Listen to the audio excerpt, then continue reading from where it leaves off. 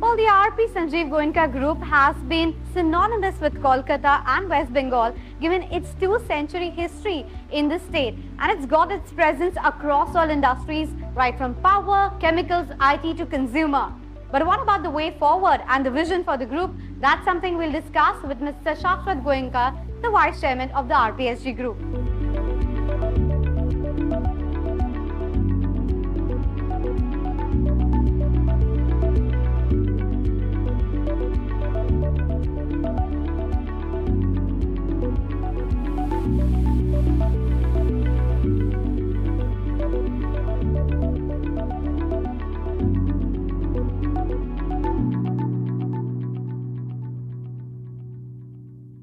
Hi Shashwat, thanks so much for making time and speaking with ET Now. Pleasure being here. It's a very, very impressive building, I should say.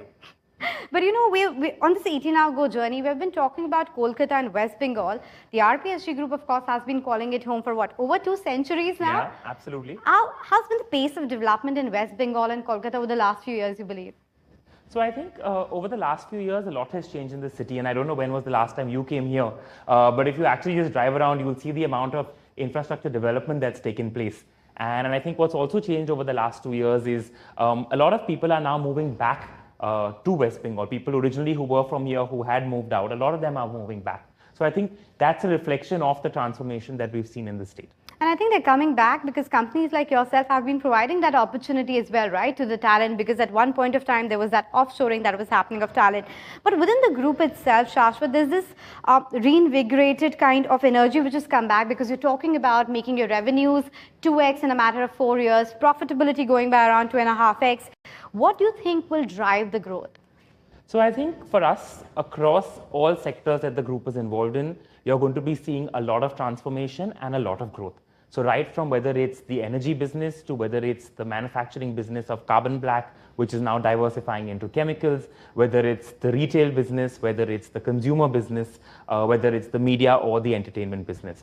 So, you know, across all verticals and even the BPO business, so they're all going to go through a lot of transformation, a lot of growth, organic and inorganic over the next couple of years.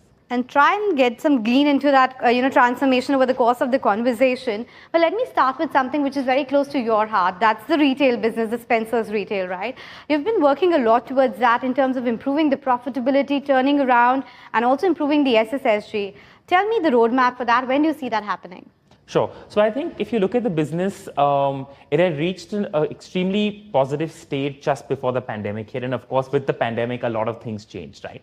And it's taken us about, in all honesty, about the last 2 to 3 years to kind of get it back on track and to come back. And I think we've come back at a good space now where we are truly omni-channel, where we service our consumers not just physically at the store, but also through those stores, through phone delivery, through online, through e-commerce, through an app, and through a WhatsApp chatbot as well. And when you look at retail, we also had acquired Nature's Basket, which we turned around within the first year of acquisition. And that's been a positive growth story for us, even post-pandemic as well.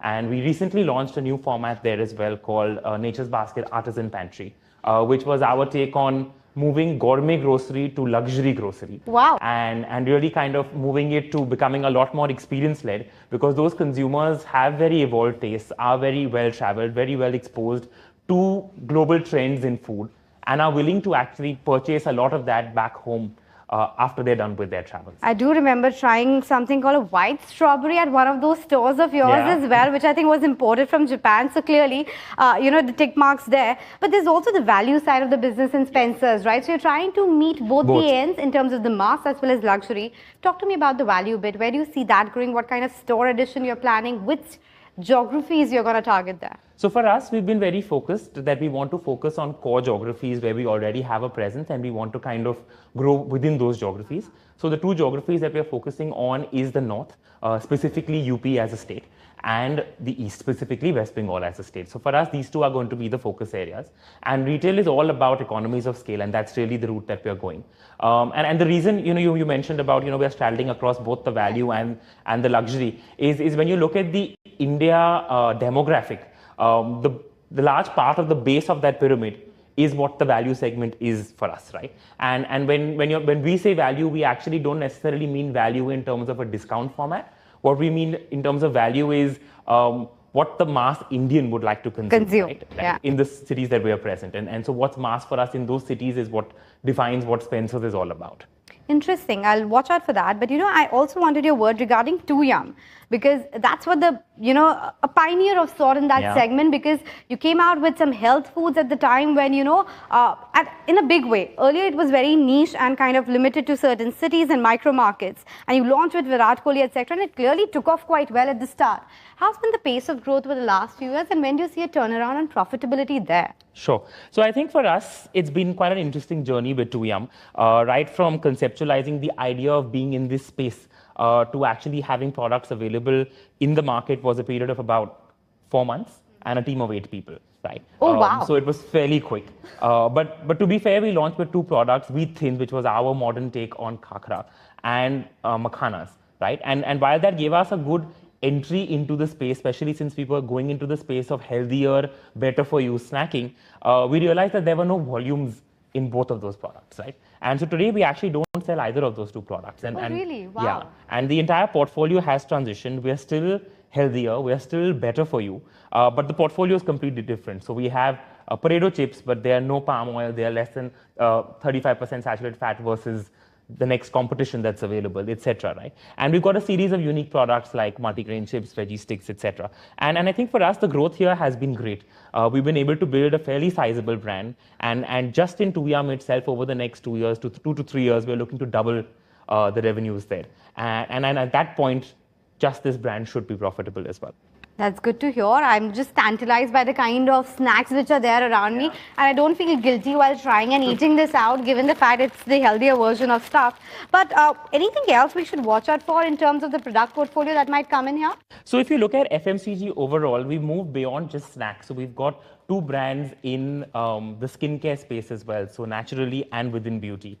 And we've also ventured further into nutraceuticals, one through an acquisition of an Ayurveda brand, Dr. Vedya's, and one through a new launched brand, which was launched as recently as last month, called 360.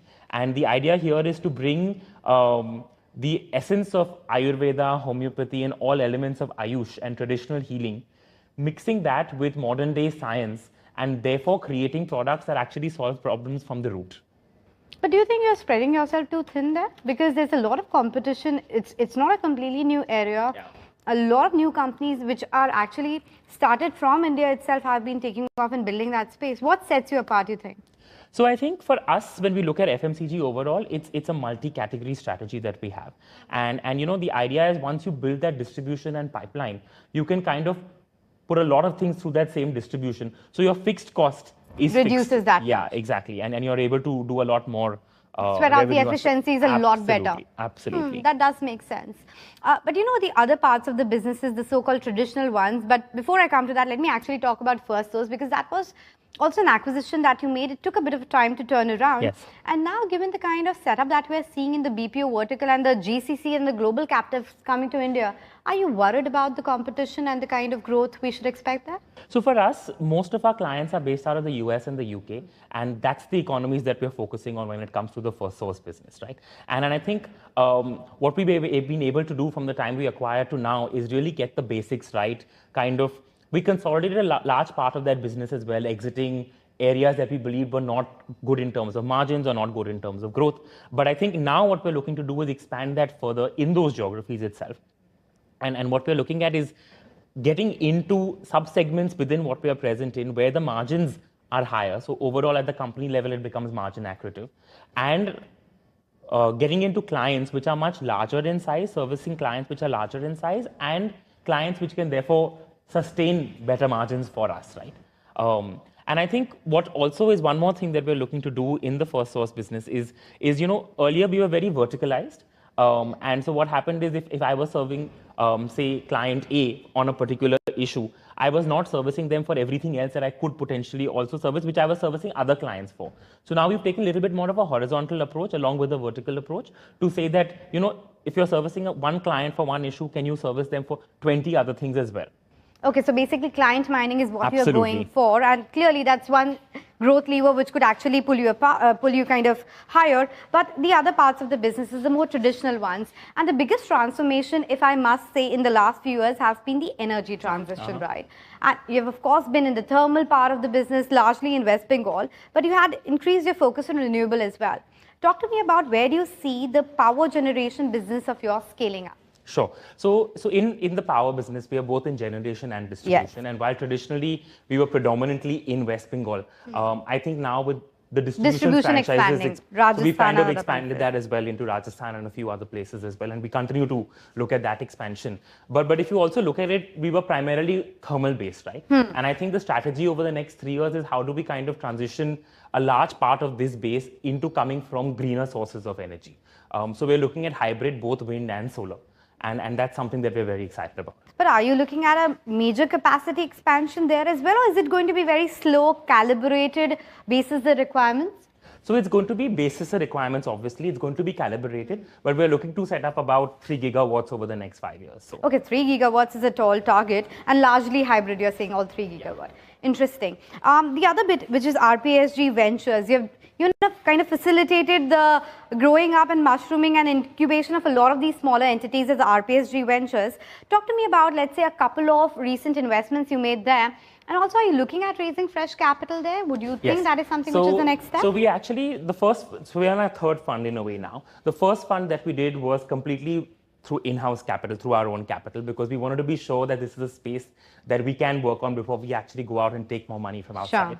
Sure. We did a small opportunities fund to give external people an idea of what our fund is all about. And we've just, as we speak, last week closed on the second fund completely in terms of the fundraise. And this is going to be a 500 crore fund focusing on consumer and consumer tech as industries. And so very, very excited about this. We've invested in a fair bit of companies in the first fund and the opportunities fund. And in this new fund, we're going to start with the investments. So honestly, at this point, I mean, there's not much that I can share. There are a lot of proposals on the table, but yeah. I'm sure that's keeping you busy with the respective proposals you're getting. But what about the, those legacy business, Philip Carbon as well, which is, of course, doing quite well for itself. But there was this recent kind of diversification that you were planning there as well, I think, going deeper into chemicals? Absolutely. So I think traditionally we looked at Philip's Carbon Black as a carbon black manufacturing unit, right? So therefore, it was a very commoditized space. And I think over the last year and a half, we changed that thinking to say that that's just one of the many chemicals that we want to be a part of, right? And so we wanted to basically expand our presence in chemicals as a sector, right?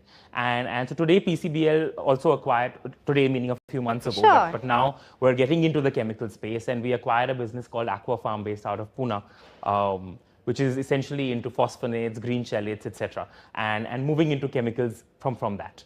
Okay, that's interesting. But given the fact you're talking about expansion across all of these companies, what about the capital and the balance sheet? Because you've always been averse to debt. Getting too much debt is something that RPSG group stays away from. So how are you going to fund all of this? So a lot of the companies have strong balance sheets which can fund a lot of this. And of course, I mean, when you're acquiring, there is a little bit of debt financing that you'd look at and other options as well. But not going for a fresh round of equity in any of the companies or dilution, or case-based? We possibly will case-based, absolutely. It's case to case. And I think you're right. I think overall as a group, we are rather debt-averse. And I think that's something that we want to keep that way. Yeah, I'm sure. But that's worked out well for you because that's always created value. But talking about value, do you know the RPSG group was also always undervalued a bit, because I don't know whether it was conservatism at your end or, not being too vocal about the targets, but it's changing a lot. Do you think, is it a fresh direction that the entire group is taking? What's your vision for, let's say, the group 5 to 10 years from here on? I mean, 5 to 10 years is a long time. But I'm sure you're planning for it already. Yeah, but at the rate that the world's changing, a lot of things will change as well. But I think when I look at the next 5 years, definitely it's going to be a completely different, a completely new RPSG, right in terms of culture and value, but even in terms of how the businesses operate, even in terms of how we expand, the pace of expansion, the pace of growth. And you're going to see a lot of that. Okay, fair enough. Let's do one thing. Let's take a short breather. Sure. We'll come back and discuss the rest of the sectors and the segments, because clearly you have loads of them. So we'll take a short break and be right back.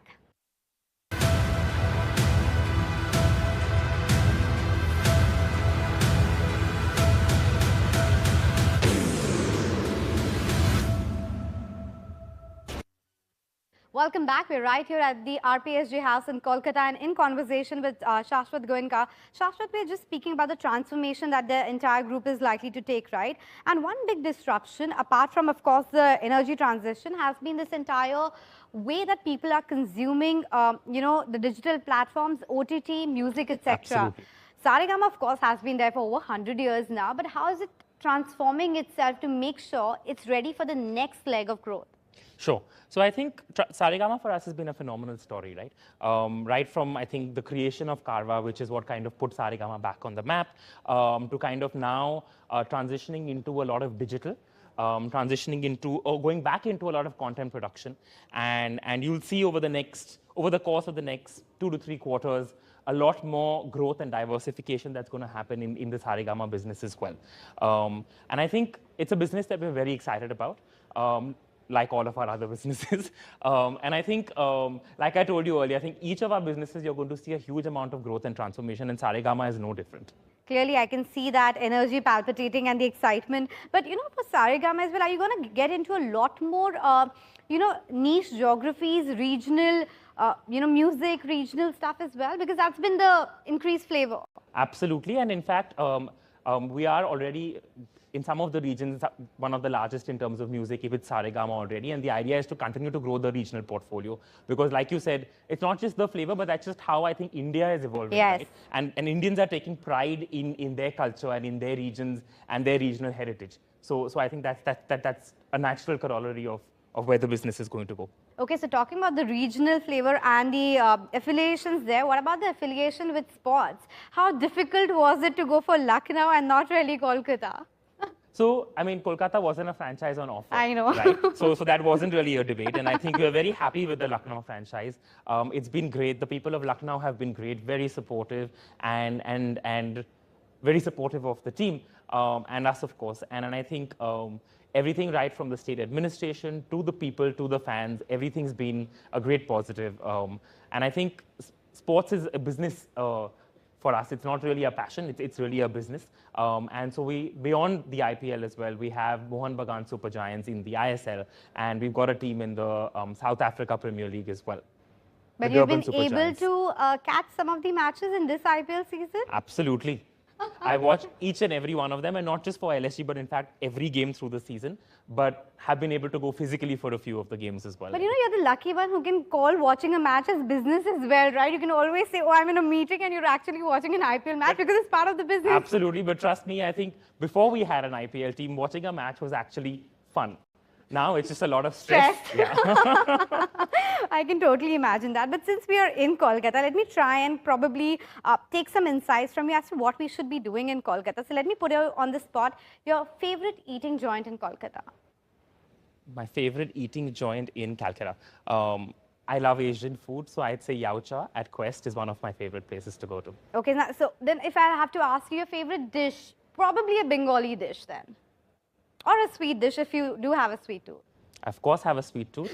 I don't think any Bengali exists without a sweet tooth. I mean, I'm not Bengali by birth, but yeah, sure. I've been living here, so yes. Yeah, absolutely. And I think Gurka Sandesh is something that I absolutely love. I think I've stubbed myself with that Sandesh, I think over the last couple of days already. But what about football versus cricket? I think they are very different. The pace of football is a lot faster. It's in Calcutta, the passion for football and the passion for Mohan Bagan is extremely, I mean, it's unparalleled, right? So I think it's very different. Even the stadium experiences for both are very, very different. I think I've always been more passionate about cricket growing up versus football.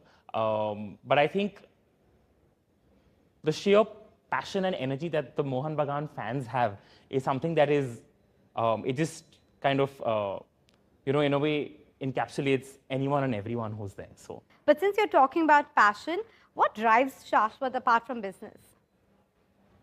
So I think for me, whatever it is that I do, whether it's work, whether it's outside of work, I think I'm always looking at how can I do something that will have a positive impact in the world. And when I say in the world, I'm not really meaning in the world, but I'm saying to anyone and everyone whose lives I may touch or impact. Yeah. Okay, so that's good. On that positive note, actually, Shashwat, we'll thank you so much for making time and speaking with ET Now today. Thank you so much. Such a pleasure. Thank Thank you. you. Thank you.